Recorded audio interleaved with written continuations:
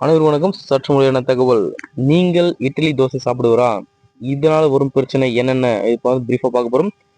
நம்மளோட சேனலுக்கு இப்போ வந்திருக்கீங்கன்னா மறக்காம சப்ஸ்கிரைப் பண்ணிக்கோங்க. பக்கத்துல இருக்க பெல் ஐகானை கிளிக் பண்ணி ஆல் டிக் பண்ணிக்கோங்க.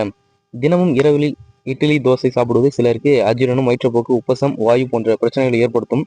குறிப்பாக பார்த்தா அசிடிட்டி மற்றும் செரிமான கோளாறுகள் உள்ளவர்களுக்கு இது மிகவும் சிரமமாக இருக்கலாம்.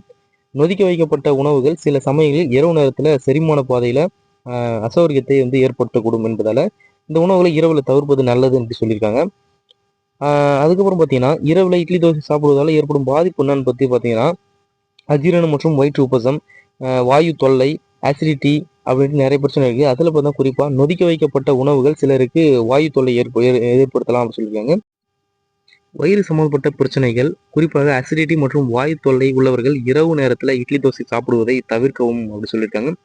இதற்கான மாற்று கருத்து என்னன்னு பார்த்தீங்கன்னா இரவுல செரிமானத்திற்கு எளிதான லேசான உணவுகளை சாப்பிடுவது மிகவும் நல்லதும்.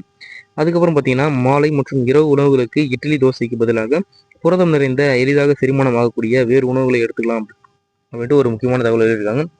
உங்களோட ஃப்ரெண்ட்ஸ் அண்ட் ஃபேமிலி இந்த மாதிரி நைட்டில் தோசை இட்லி சாப்பிட்றாங்கன்னா அவங்களுக்கு இந்த வீடியோ ஷேர் பண்ணி விடுவாங்க. இதுலேருந்து அவங்களும் பயனாயிட்டும். நன்றி, வணக்கம்.